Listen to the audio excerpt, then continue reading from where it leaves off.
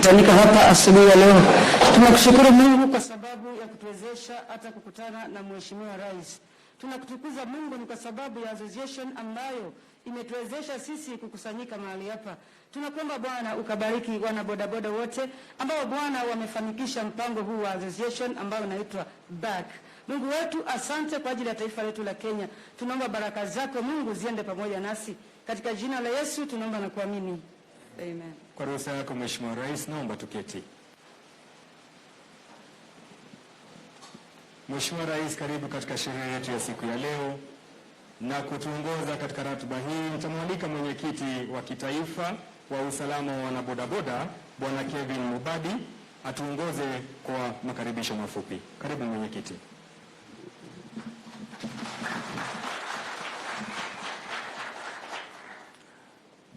Your Excellency, Honorable Uhuru Kenyatta, our CS Margaret Kobia, our CS Joe Misheru, all the government officials around, the Boda Boda officials from across the country, Boda Boda officials from Nairobi, and members of the Fourth Estate, good morning. Boda Boda power! Boda Boda power! First of all, I want to take this opportunity to thank you so much, Your Excellency, for taking this opportunity to come. You know you are very tired. You are from a very heavy journey. So we are there together and we are here today. It shows that you really support the youth of this country. So just a small history about the Boda Boda Safety Association. We started in 2014. It has been a long journey of 6 years, trying to bring these people together, trying to bring the proper leadership of Boda Boda sector in this country to ensure that the youth of this country from the Boda Boda sector transform and become the vision bearer of the economic transformation of this country. We have over 1.4 million riders in this country, and we have decided that we are no longer going to sit down and cry. It is our time to come together and form an organization that will bring us together to contribute our funds, to put it together so that we can develop ourselves. So, Your Excellency, these are 47 county chairman. I just want to do a quick introduction of 30 seconds. We have our 8 regional chairmen. I have first of all my cabinet, that is Secretary, Treasurer, just stand up and wave. Secretary, he is Halifa Masahu, Chairman Mombasa County. He is my treasurer from Nyandarua County. And my deputy chairman is there, John Tirop, Chairman Nandi County. We have Peter Kigen from Kericho County. Now the 8 regional officials, Mama, because we wanted to do regional balance. You know, Kenya has to go under regional balance. We have the 8 regional officials. So those are our 8 regional officials from across the country. Kaeni Chili. Then we have the 47 county chairmen. Just stand and wave to the president.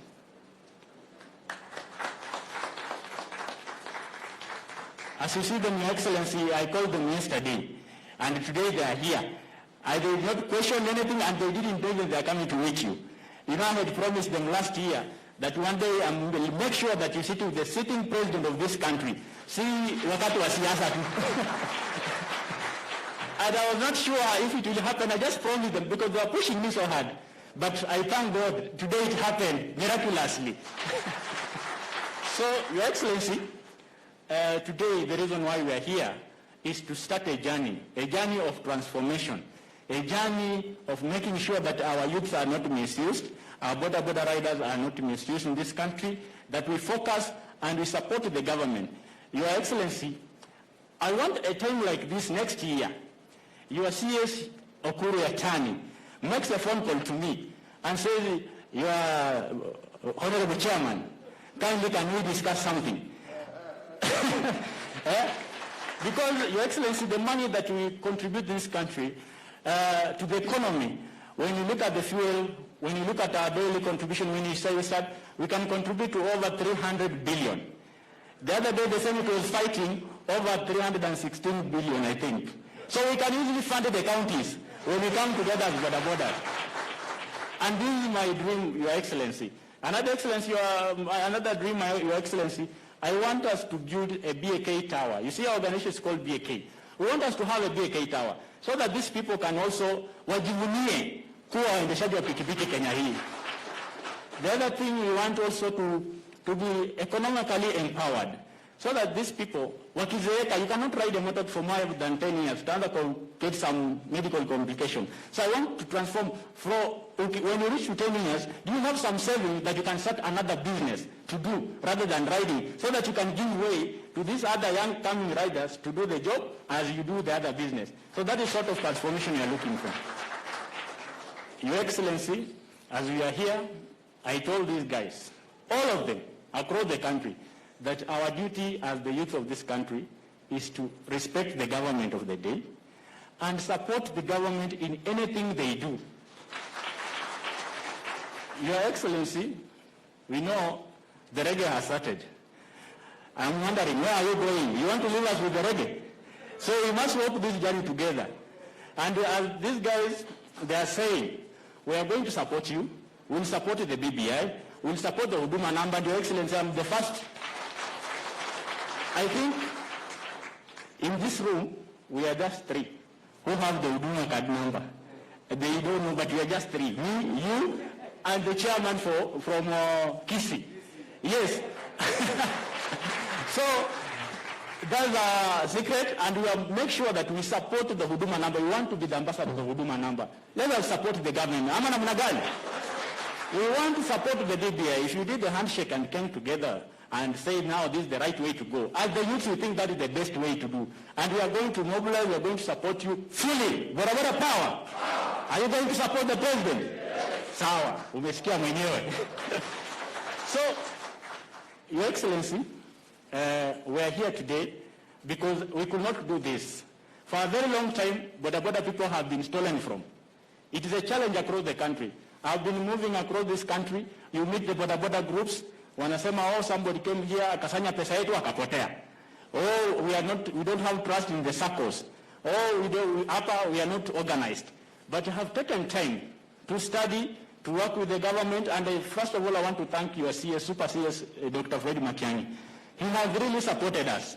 And I can assure you, he gave us an office where we are now operating from. I want to thank CS Joe Msheru. He has been working with us this journey together. He has been very supportive to make sure that my dreams, the dreams I had to transform this sector, is achieved. And today we are here to witness the ceremony of signing a document that will ensure these people's money, wherever they contribute, that 50 shillings they will contribute, it is safe, it is monitored by the government, agencies, and it is well kept for the benefit of them and their members that they hold. So for that few remarks, Your Excellency, I just want to call first of all, I want to recognize on Monday next week, you know we have been working with the male-dominated area. We are recognizing the women riders in this country. You know, gender role. We have had so many women riders who suffer. You know, as a rider, the sun is on you, the rain, everything. But these women, they left anything else because there's no jobs. They decided to self-employ. And we are going to recognize them on Monday. I have called all the 47 county representative women, and our able CS will be the chief guest on Monday to ensure that we empower the women riders in this country. We want also to recognize them. So this is a movement that is not stoppable until we achieve what we want to achieve in partnership with the government. So I'll call the NABO officials to come in front, maybe under the KCB. So the NABO team, with your respect, Your Excellency, if you have 1 or 30-second remarks on what is happening today, you can come and explain just in 1 minute. The center, the guys that want to explain something in 1 minute on what is happening today, you can just come because you know His Excellency is very tired. He's very tired, he needs to go and rest. This is the respect he did to us. Yeah. Thank you. Is this one? Your Excellency, President Uhuru Kenyatta, Cabinet Secretary, Joe Michel, Cabinet Secretary, Professor Margaret Kobia, all government officials, distinguished guests, ladies and gentlemen, a very good morning. A few weeks ago, Your Excellency, one of the regional chairmen, actually I can see him sitting there in a red shirt inside. You can lift up, lift up your hand. We were having a meeting. And he challenged us. He said, how can we make the Boda Boda rider to move from being just a rider to a Boda Boda owner, then to a chap owner, then to a matatu owner.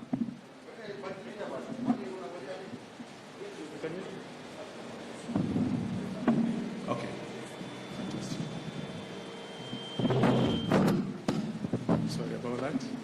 So, Wanadegwa, he gave us a challenge.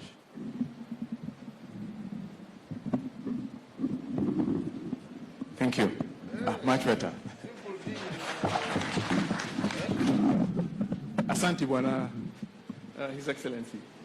Mwenitetea hapo. So we met Wanadegwa and he challenged us. He told us, how can you help us to move a Boda Boda rider from just being a rider to an owner of the motorbike, then to an owner of a tuk-tuk, then to an owner of a Uber chap, and then to an owner of a matatu.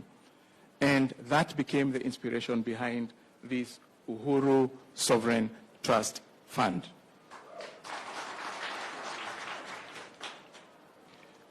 Your Excellency, the Uhuru Sovereign Trust Fund will be an umbrella fund. It's like a highway, which will have the Boda Boda Unit Trust Fund as the first sub-fund. There will be many others coming because we want to cater for all the youths, and we are making a great example with the Boda Boda riders. Your Excellency, we have put together a team of reputable partners to deliver three things. And the first thing is safety of the money of the Boda Boda people, because we respect their sweat. The second thing is to grow their money. And the third thing is to ensure that we give them added benefits where they have missed before. So this team, the biggest team, is around 50. And the first one, partner is Capital Markets Authority, who is represented here by the chairman. Then there's the Boda Boda, of course, association, led by the chair here. They will give us strategic direction. They will tell us what they want to invest in, what are their dreams, and we'll help them to achieve their dreams. Then there's KCB, which is the biggest bank in Kenya, which will be acting as the corporate trustee and also as the custodian to make sure that their money is safe. Your Excellency, I want to say it here. In this product that we are putting together for the Boda Boda, nobody else can touch the money. It goes straight to the custodian. So the money is safe. It will never be mixed up with anybody else's money. Another partner we have is called SMART, who are going to help us to ensure we have biometric identification of the members so that there is no fraud. Okay? The third one, another one will be CDN and Tribus, who will help us in providing the technology to drive the system. The second benefit, which is around increase, will be powered by Centum through Nabo Capital. And for the benefits, add-on benefits, which will have our partners speak. I will not speak for them, but I'll just mention them. Today, we've already spoken to Ruby's, Monarch Insurance, NHIF, and KRA, who will also give us the benefit of tax exemption. Okay. So how will it work? Just in very few words, the Boda Boda riders will make contributions of 50 shillings per day. And also, when they visit the fuel stations, they will get a rebate of 3 shillings per liter. And all this money will be collected in the custodian account in their name. Okay?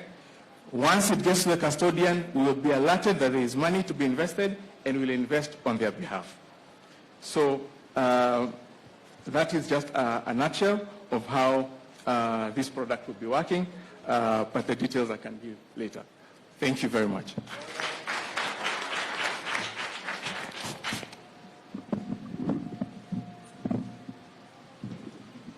So, Your Excellency, that is the program that we have, the bigger dream for the youth of Kenya.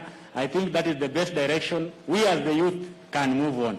And to add on the ladies' issue, I want to recognize one crucial partner that has been standing with us, that is UNFPA, and we have Dr. Olajide there. He has been very supportive on issue of gender. So we want to thank you so much for the support you have been offering to us. Thank you very much.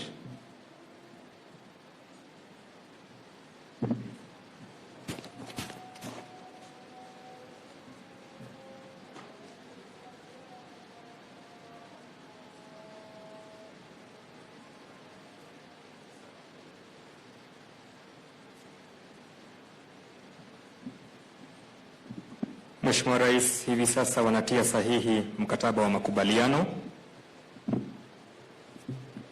ambao tumeelezwa kwa kifupi jinsi ambavyo vijana wetu wataweza kubahatika na wale wote ambao ni riders.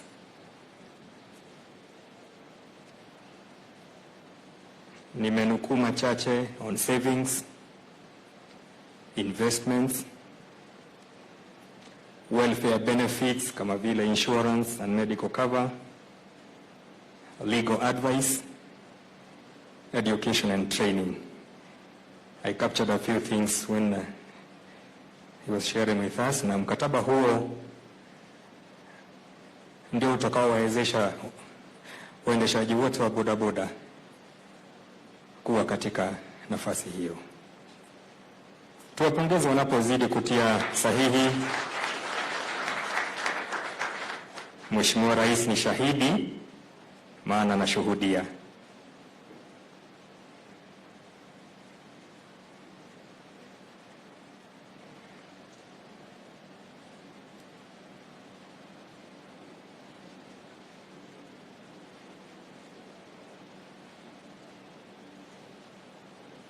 Nitaomba kila moja ashike nakala yake, nakala moja moja, ili tuweze kupata picha. Tutasimama tu mahali mlipo, kila moja apate nakala moja. May we be upstanding and show to the camera people. The front side. Yes. Tuwapigie makofi. Na wakati huo niombe Mheshimiwa Rais watapata picha moja kwa ruhusa yako nawe hapo mbele. Kwa hivyo nitaomba watajongea juu. Mwenyekiti, tutapata picha moja na Mheshimiwa Rais. Tuje juu tafadhali.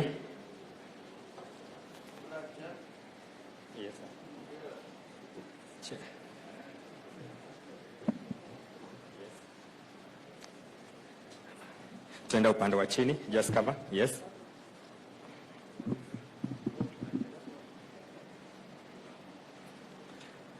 Let's showcase, tuonyeshe mkataba wetu.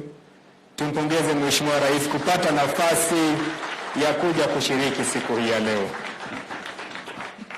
Mheshimiwa Rais, kabla ya uketi, nikubalie tu nimuombe ndugu yetu the General Manager kutoka Rubis. Amenifahamisha kwamba you will be the first beneficiary of the Rubis card. Kwa hivyo nitaomba wale wengine wanapoondoka, asante sana, naomba mrudi sasa. Mheshimiwa Rais atabaki, atakabidhiwa for free. Now, Rubis Energy will be able to extend a lot of benefits through this card. The benefit number one is because we have a very large network. Rubis Energy came into this market almost 2 years ago, bought out Kenocobil, and then 7 months later bought out Gulf Energy, making us one of the largest oil marketing companies in the country with over 230 service stations. So the members of this association will be able to access fuel and quality petroleum products from all the 230 sites that are well and conveniently located across the country. This card will help them to fuel at a discount. We have decided as a company that we are going to give them a 3 shillings, up to 3 shillings discount per liter. Out of the small margin we have extended a huge discount. If you fuel as a member, 3 shillings will hold it, and not only on the fuel, but also on cooking gas, because we want our young people to be empowered to use cooking gas, and we will have a discount of 10 shillings per kilo of cooking gas. Over and above that, we know the young people in the Boda Boda use a lot of motorcycle oil. We'll also give you a discount of 15 shillings per liter of motorcycle oil. What will happen is that we will claw back this discount, and we are going to sweep it into the collective investment scheme so that it can form the basis of your saving over and above what the members will be saving daily. Over and above that, ladies and gentlemen, we are also going to be doing training on safety, give safety gear and all that, so that we empower the lives of our young people, because our promise in Rubies is to make everybody's life's journey better. And we'll start by doing that. And this morning, we have 47 cards. After the one we gave to you, Your Excellency, we are going to give the 47 cards to each and every chairman. That card, you can use it today. It already has a preloaded fuel, which you can use for up to 3 days. And you will start enjoying the benefit of the scheme. Thank you very much.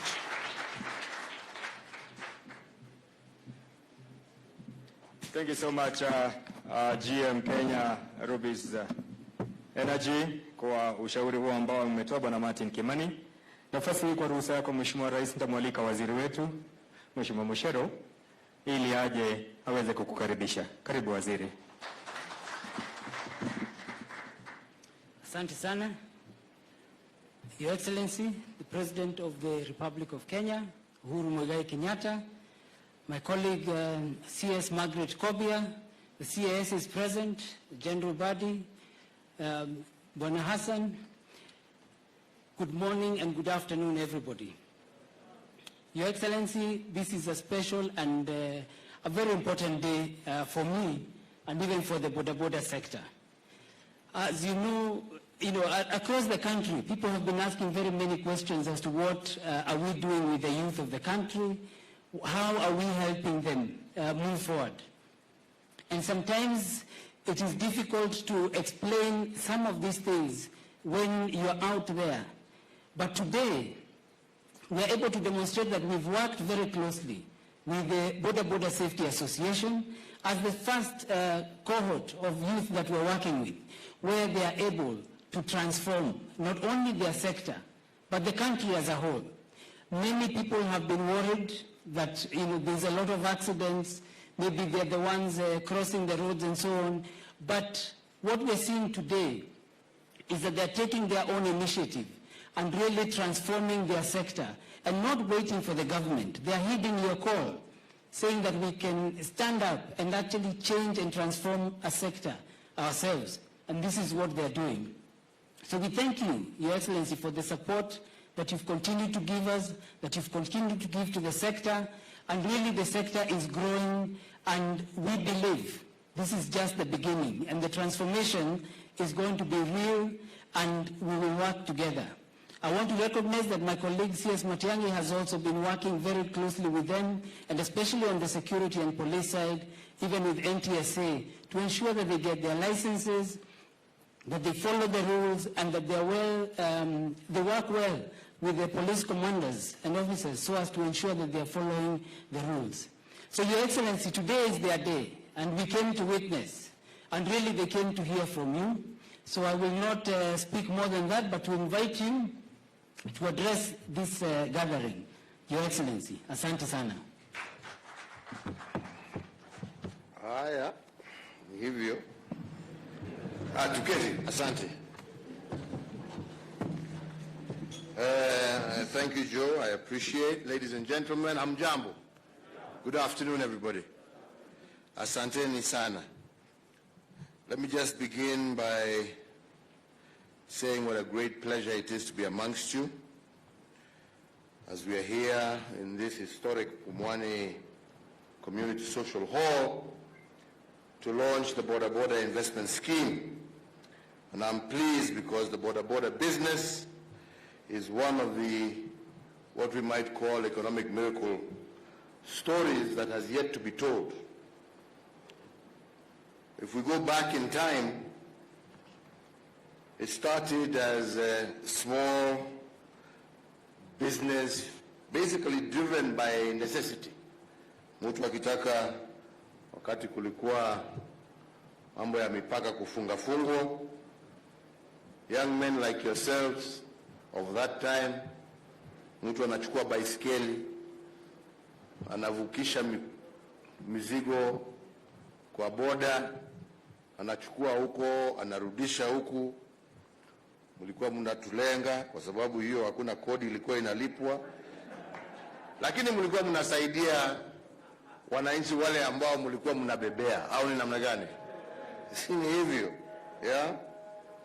And that is the basis, I believe, of where the term Boda Boda came from.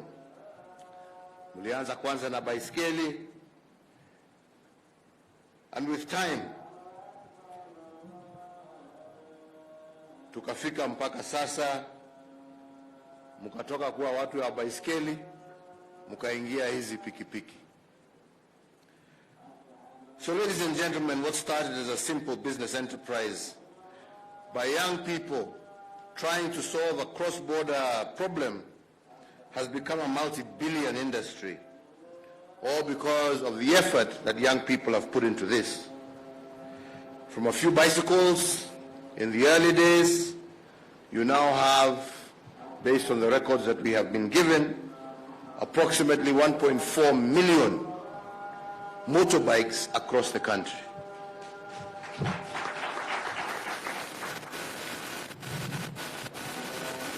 So, ladies and gentlemen, I will focus my remarks on three things, which I consider to be paramount to this industry.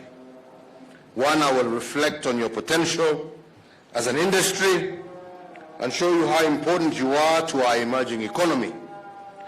Two, I will show you how and what you can become because of your potential.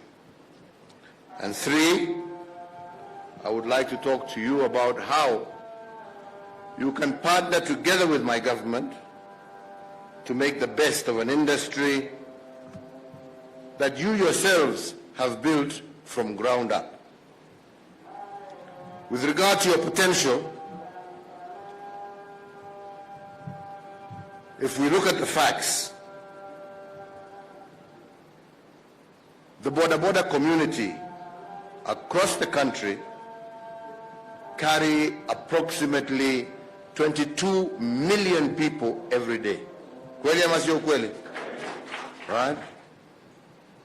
That means that close to half of the population of Kenya moves from point A to point B using your means of transport. That is the truth. That said and done, it therefore means that nobody has a bigger presence in Kenya in terms of footprint than you do. And that's why we call it the silent miracle. Because from every village to every house in that village, munatoa mtu, ama ni mama ambaye anaenda hospitali, ama ni nani, ama ni mtu anaenda kazini, nyinyi ndio mnamtoa kwake nyumbani, mnampeleka kwa matatu ndio afike kazini, ndio mnatoa mama kwa nyumbani, mnampeleka mpaka pahali ambulance inaweza kumchukua. Kweli ama sio kweli? Si ni kweli? So therefore, the Boda Boda business supports in total, over and above the people you carry, it supports directly or indirectly approximately 5.2 million Kenyans, again, which accounts for approximately 10% of the population of Kenya. So therefore, there are 5.2 million Kenyans who either directly or indirectly depend on the business that you do. Is that correct? And therefore, it means, if we just go by the facts, and that's why I said that's the first part, that 1 in every 10 Kenyans makes his livelihood because of the business that you do. 1 in every 10 Kenyans anapata chakula yake ya siku kwa sababu ya biashara yenu. Si ni namna hiyo? Nataka tupelekane tu pole pole. I believe this is significant because this mode of transport is still in many ways relatively new and remains an invisible giant in our economy. I think, as Bwana Chairman you have mentioned, keti bwana kuna mambo.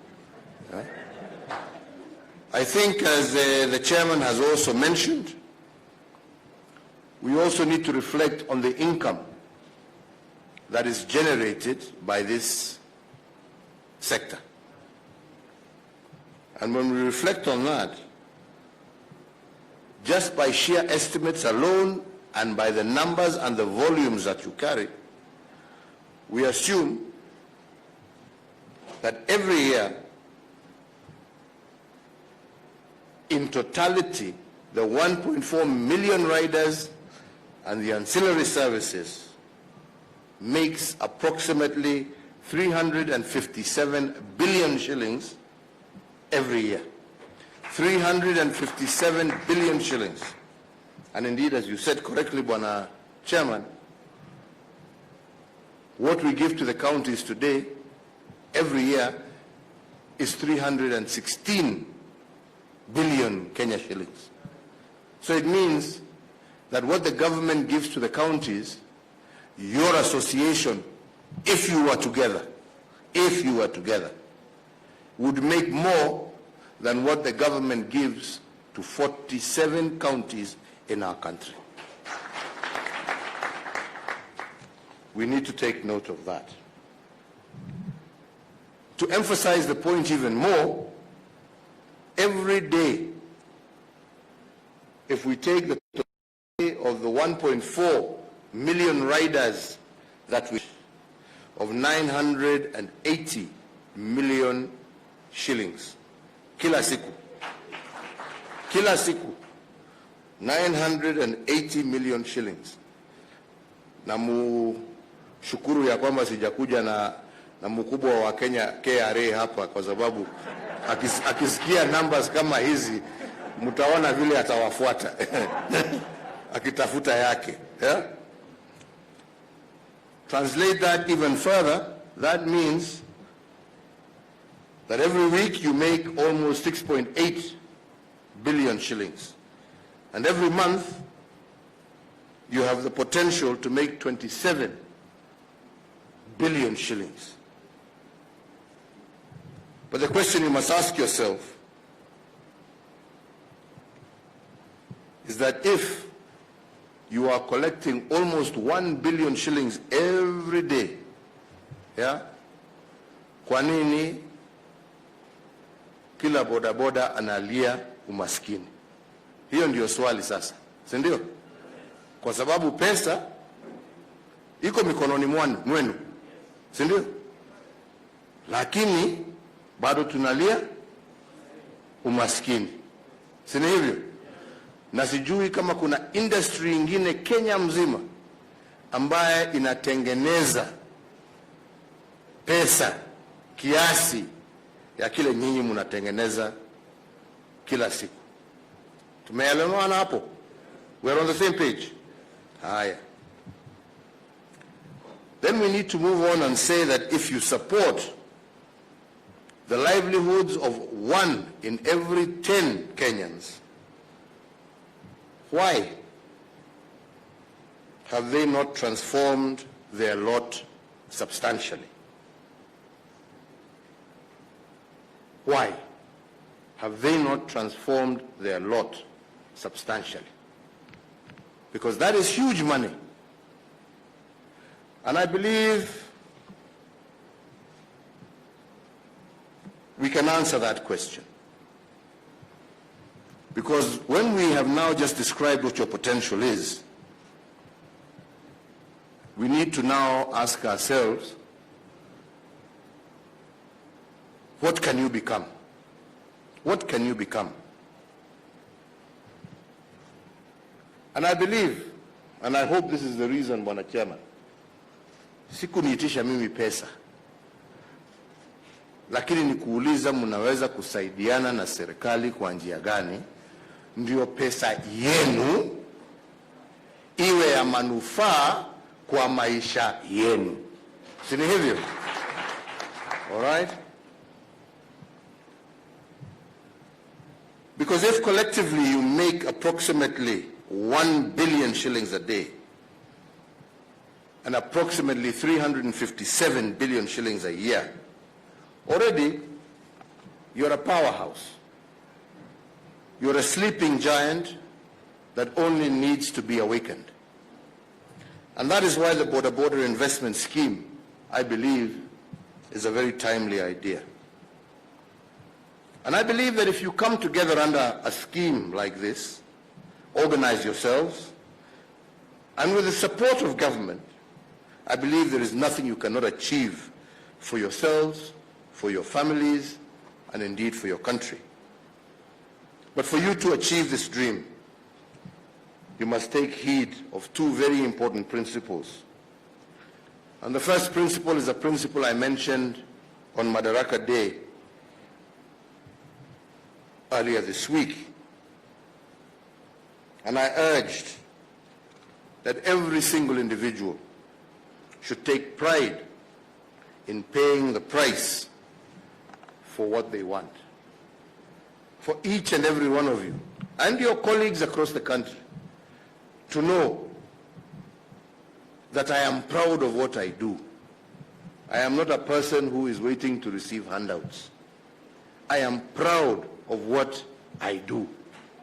Yeah? All right? And I am willing to pay the price. Okay? I'm willing to pay the price to make myself better. Hiyo ndio mwanzo. All right? Kwa sababu ukisikia unaitwa wewe na unajiona wewe ni mtu ambaye sio mtu wa maana, basi hivyo ndivyo dunia itakutreat. Unaona?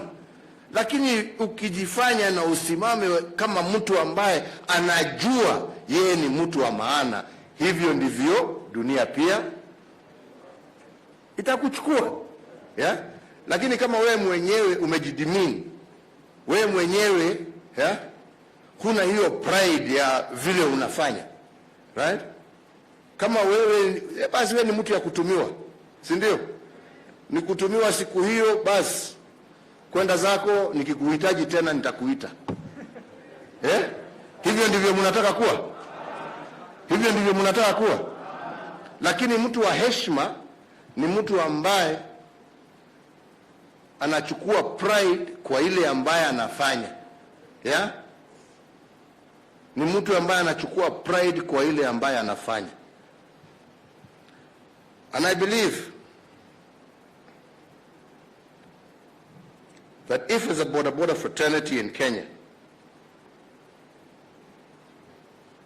and you make close to 1 billion a day,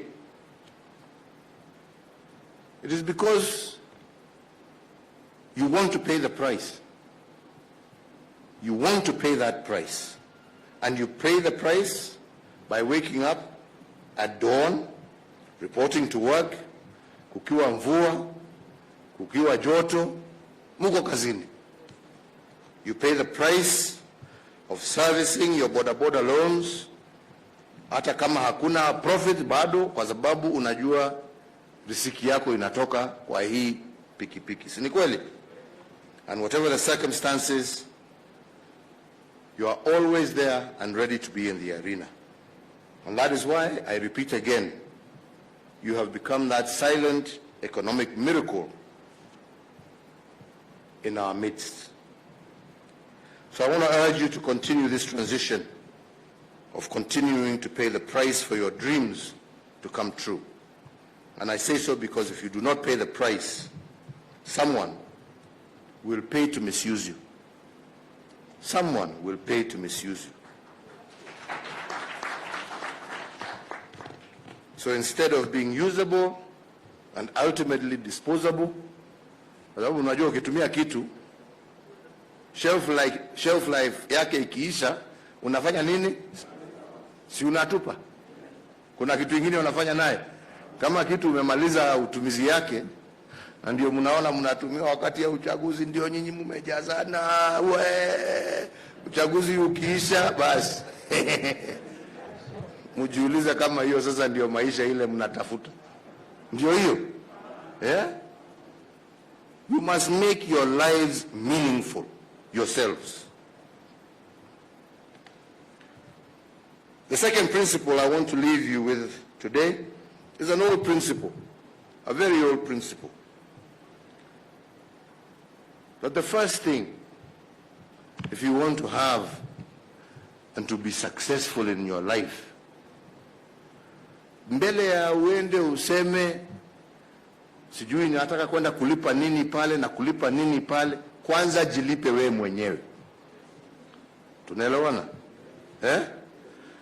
Mbele ya useme wacha kwanza niende sijui nitafute sijui kuna spare part moja hapa, hata kama pikipiki itapiga kwanza jilipe, alafu hiyo mteja wa pili ndio utaenda kutengeneza pikipiki naye. Unaelewa? Lakini kwanza wewe ujue umejilipa kwanza. Kwa sababu ukisahau kujilipa, wewe bado utakuwa gobo ni wote inaitwa nini? Slave hiyo. Ya wengine. Si hivyo? So the first principle ni kujua utajilipa, ujilipe kwanza. So the first ride hiyo pesa unaweka kando. Alafu unarudi kazi, hata kama siku hiyo hakuna kazi mingi, unajua at the end of the day you have yako. Right? Hiyo ni advice. Ukiona matajiri wengine hapa hivi ndivyo wanatembea, nyinyi mjue hivi. Mtu anajilipa kwanza, alafu anaenda kusema nilikuwa na mortgage pale, sijui nilikuwa na nini. Ujilipe kwanza. Si namna hiyo? So I believe that this Boda Boda investment scheme is built around that old principle of pay yourself first. And if at the end of the day, if you imagine that, if 1.4 million of you through this investment scheme pays themselves 50 shillings a day as my saving, kujilipa, sindio? Kujilipa. That will total to 70 million shillings every day, ambaye ni pesa yenu. 70 million every day. That would translate to approximately 490 million shillings a week. That would translate to almost 2 billion shillings every month. Now, 2 billion shillings, jameni. What is it that you cannot own? Niambieni ni nani dunia hii tunaita Kenya ama East Africa akona na 2 billion kila mwezi ya kufanya investment? Kunahe? Angalia benki zote, angalia hakuna, mimi sijui ni nani. 2 billion kazi ya jasho yako na ndio ile pale. That's the biggest thing. There is nothing then you cannot own as young people, because if you're making 2 billion shillings, mtaata kwenda kuambia Rubis kama utaongeza hiyo rebate iwe 4 shillings kama 5, sisi tutafungua petrol station zetu. Sijui kama mnanielewa. Kwa sababu sasa simuko na pesa yenu. So mtakuwa na hiyo nguvu ya kusema to negotiate, because now Mkiambiwa na mtu hii insurance hii tunataka tulipe hii, na mtu anasema hapana, mnasema no problem, tutaenda kwa mwingine. Watu watakuwa wanawakimbiza nyinyi, sio nyinyi kukimbiza wale mnafikiri ni matajiri. Hawa ndio watakuja kuwatafuta pahali mlipo, kwa sababu wanajua mko na pesa. Tunaelewana? So that is another important thing. And then it means therefore that your members now can borrow. Mtu kama ako na taka kujenga nyumba yake, anataka kuanzisha biashara ya bibi, halafu amwambie wewe bibi, shikilia hapo, mgongo ukipasuka baada ya miaka 10 mimi nakuja kukujoin hapo. Tunaelewana? Kwa sababu baada ya miaka 10 vile chairman amesema, wewe sio kijana tena. Mimi hata nashindwa, mimi ni karibia 60, wale naitwa kamwana. Mimi na kamwana ilisha bwana. ile ability ya kuzunguka na kukimbia ya zamani imepoa. Hata nyinyi mtafika hapo bwana. Kwa sababu hakuna moja hapa ambaye hatazeeka. Si tutazeeka zote. Na kuzeeka sio ugonjwa. Ni kujipanga vile utaishi ukizeeka. Si ni hivyo? Ama ni namna gani wenzangu? Mtu ni kujipanga vile ataishi baada ya sio kusema nimezeeka sasa unajaribu kufanya ile kickstart ya pikipiki, mguu unateleza nini. Hiyo sasa unawachia kijana yako, wewe endelea na hiyo biashara, unarudi kwa sababu ya ile investment ulifanya na ile kiosk kama ile biashara mama alianza, unarudi sasa kufanya na mama hapo ukiwa umetulia na umejenga nyumba yako na kijana yako anaendelea. Hiyo ndio kukuza maisha. Ama ni namna gani wenzangu? Kwa sababu mimi sitaki tudanganyane leo, tuambiane ukweli. So therefore, ladies and gentlemen, my invitation here is to ask you in all humility, leverage on your numbers. Don't look at yourself as an individual, look at yourself as a community. Look at yourself as a community. Ukiona wale wazee wa zamani ambao walitajirika wakati kahawa na majini chai, na hapo ndipo tunataka kurudi. Hawakutajirika kwa sababu ya effort ya mtu binafsi. Walisanyana pamoja wakatengeneza strong cooperatives, na pamoja ikawawezesha kutusomesha. Tunaelewana wenzangu? Ikatuwezesha na ikawawezesha kutusomesha tufike pahali ambapo tumefika. Right? Hata nyinyi nguvu yenu sio wewe binafsi. Nguvu yenu ni nyinyi mkiwa pamoja. That is where your strength is. That is where your wealth lies. That is where your future lies. Si ni hivyo? Pointi yangu ya mwisho ni vile tutasaidiana sisi kama serikali na nyinyi wana boda boda. Vile chairman na hii association yako ya safety, how you have led the way in forming this investment scheme, I believe that if all of your people support it, and you are able to convince them to support it, right? Because that onus is yours and your colleagues here. You must convince. It's not my job. It is your job. It is your job to make your members feel confident to support it. All right? It is your job that when fully operational, your members will contribute, just through this investment vehicle alone, almost 25 billion shillings every year, while still being left, as I said, it's 357 billion that your industry makes. Why can you not take that 25 billion and invest it in your future? Invest it in your future, right? And that is why I go back to my point, pay yourself first. Hii ingine, almost another 320 billion. All right? Hiyo sasa ndio ni matumizi ya kila siku. Ya mafuta, ya kutengeneza pikipiki, ya kupeleka chakula, ule ambaye hana bibi ya kununulia friend soda hapo ndio umuongeleshe vizuri. Alright? Lakini wewe yako tayari unajua iko kwa mfuko yako.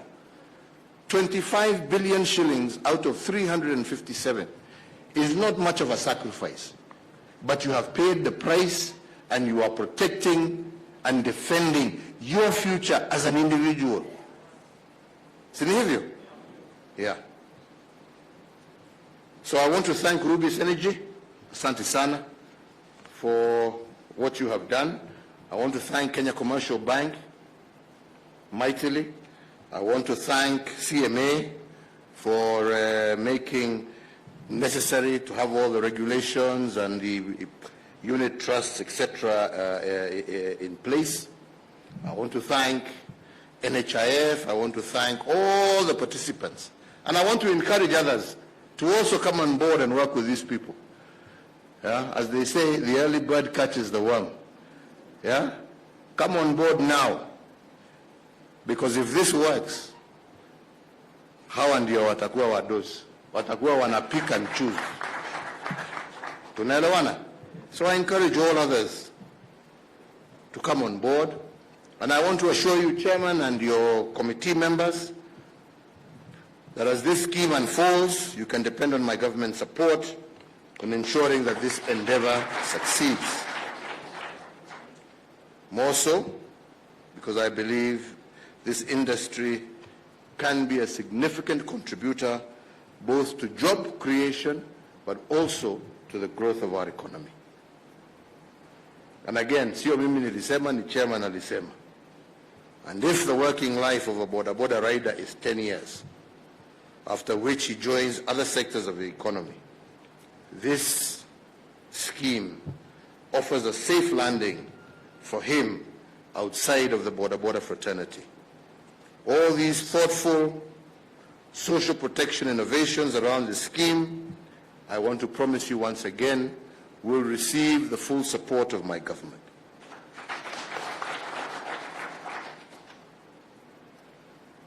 I cannot, at this stage, not fail to mention that there is need to recognize that the traffic rules that regulate Boda Bodas are the same rules that regulate all motorized traffic. You must therefore observe these rules without fail, for indeed the safety of the passengers and other road users is critical to sustaining your business. Sini hivyo? Ningependa kusema kitu kimoja kia mwisho before nifunge. Na hiyo ni, wenzangu, kuongoza sio rahisi. Tunaelewana? Na leo hii ndio unaona mimi hatuko na umati, kwa sababu mimi na address viongozi. Okay? Nyinyi ni viongozi. Yeah? Nyinyi ni viongozi. Na hakuna kitu ngumu kama kuwa kiongozi. Alright? Kwa sababu kuwa kiongozi, sometimes you have to take difficult decisions which are not popular. Alright? But also, you have to consistently endeavor to build trust between yourself as the leader and those that you lead. Because if there is no trust, why should somebody put their money where you are? And the truth is, there have been problems, especially with SACCOs. Mtu ana contribute, anatoa pesa kila siku, mwishowe kiongozi ametoroka na hiyo pesa. Yeah? Na ni pesa ya mtu ambaye ametoa jasho yake na amekuamini wewe kama kiongozi.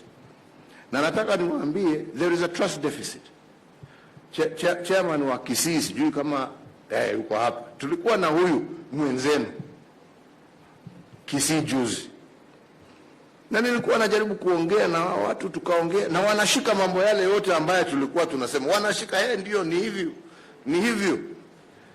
Alafu nikasema sasa, kwa sababu ya vile mnenikaribisha hapa, mimi ningependa hata mimi nifanye contribution kwenu ya kusaidia biashara zenu ziendelee. Chairman, si ni kweli? Si tulikuwa pamoja? Aketi tu, no, nilikuwa kwa sababu nataka witness ya kusema vile nilisema ni kweli. So nikamwambia mimi ningependa ni make contribution kwa sako yenu. Wacha usikie nduru ile ilitoka hapo. Hapana. Hiyo tumekataa. Nikamwambia sasa, sini hii mimi nataka muanze kusave. Hapana, hiyo hatutaki. So mimi nikaona mimi sitaki kupigana na wenzangu. Wamenikaribisha, tumeshinda vizuri. Na vile nasema hii ni sio. So nikasema okay, tukubaliane. Mimi niko tayari, lakini nyinyi muamue.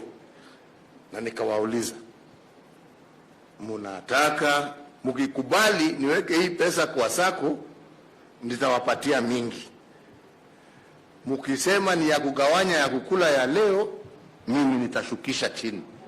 Mnataka gani? Shukisha.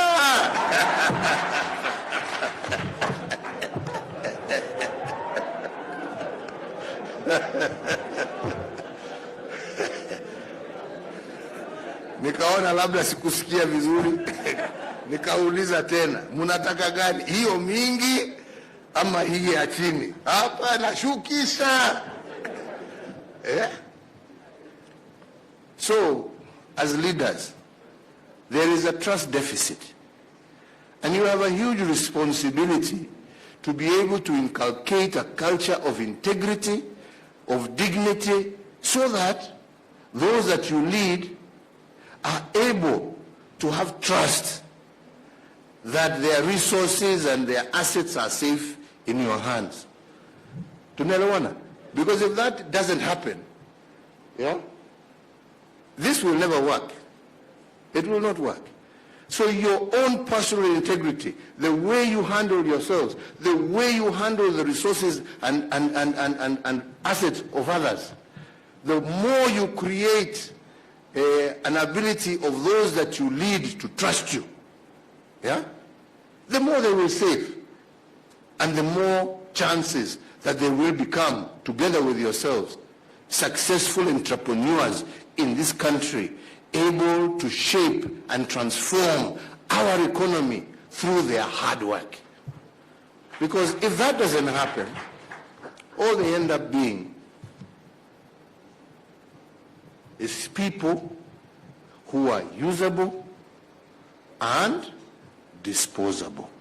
But if they are to be people who have dignity and who have hope for a future, it is through schemes like this, whereby they feel, I have the dignity of my work, I am proud of my work, na najua baada ya miaka 10 mimi sitakuwa tu na loita huko, nitakuwa through my savings, nitakuwa niko na nyumba, nitakuwa niko na kabiashara nimeanza pale na mama, nitakuwa niko na hii pale na hii pale, kashamba nilinunua. Alright? Sio kwa sababu ya kupewa, ni kwa sababu ya jasho yangu. Mimi naomba Mungu awasaidie sana.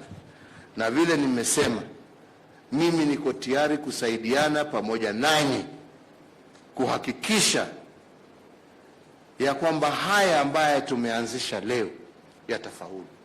Na ndipo nasema hapa, isipokuwa usaidizi wa serikali wafika kiwango sio ya kuwapatia, lakini ya kuwasaidia kuorganize njia za kuinvest that are secure. And you must make sure that kila mmoja of your members anafungua simu, anaona pesa yake katika account yake ya KCB, na anaisoma na anajua balance yangu leo, pesa yangu iko hapa. sio ile ya kusema oh, pesa yako bado iko. Hapana, kila mtu akichukua simu yake mbele aanze kazi, afungue simu aseme aone pesa yake. Yeah? Akitaka kuitoa sio kwenda kusema chairman niwekee kidole hapa. Hapana. Yeye ana transact independently. Tunaelewana wenzangu? Yeah? Please build that trust and reduce this trust deficit that currently exists. And I am sure you will be very successful and be very, very prosperous.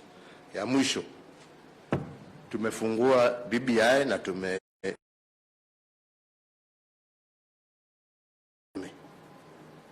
na wa-urge musome.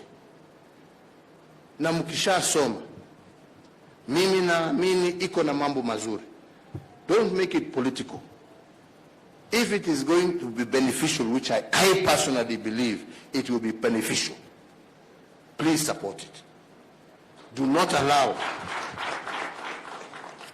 allow yourselves or this debate to be turned political. This is not about anybody. Mwishowe wewe ndio utachagua ule unataka. Si ndio hiyo? Hakuna mtu atakuzuia kufanya hivyo. Lakini kama hii document iko na kitu, na mimi naamini iko na mengi ambaye itaweza kubadilisha na kulinda maisha yako, iunge mkono na ndio Kenya isonge mbele vile mimi nataka wana boda boda wasonge mbele.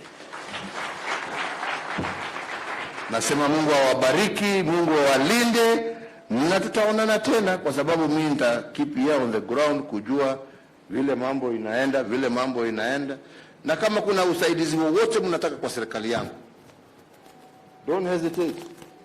Ambia mwenzako hapa akuje aniambie, na mimi niko tayari kuwasaidia. Asanteni.